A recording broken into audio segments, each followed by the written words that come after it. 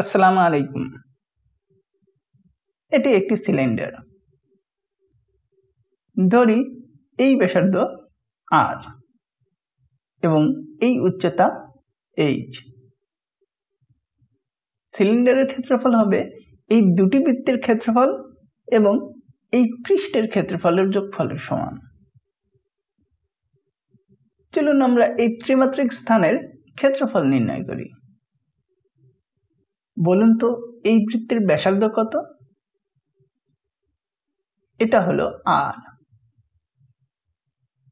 যেহেতু ব্যাসার্ধ r, তাই আমরা জানি r ব্যাসার্ধের বৃত্তের ক্ষেত্রফল πr²। সুতরাং দুটি বৃত্তের ক্ষেত্রফল 2πr²। এবারে আমরা সিলিন্ডারের পৃষ্ঠের ক্ষেত্রফল নির্ণয় করব। পৃষ্ঠের ক্ষেত্রফল সমান দৈর্ঘ্য গুণন প্রস্থ। তাহলে এখানে পৃষ্ঠের প্রস্থ কত? এটা হলো h।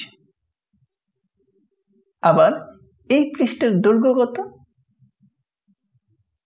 এটা হবে এই বৃত্তের পরিধি।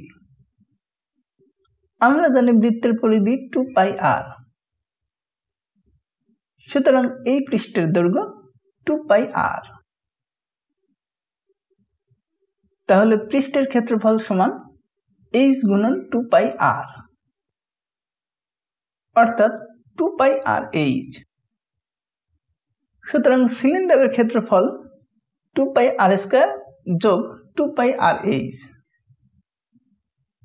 অর্থাৎ 2πr × r + h। ভিডিওটি দেখার জন্য ধন্যবাদ।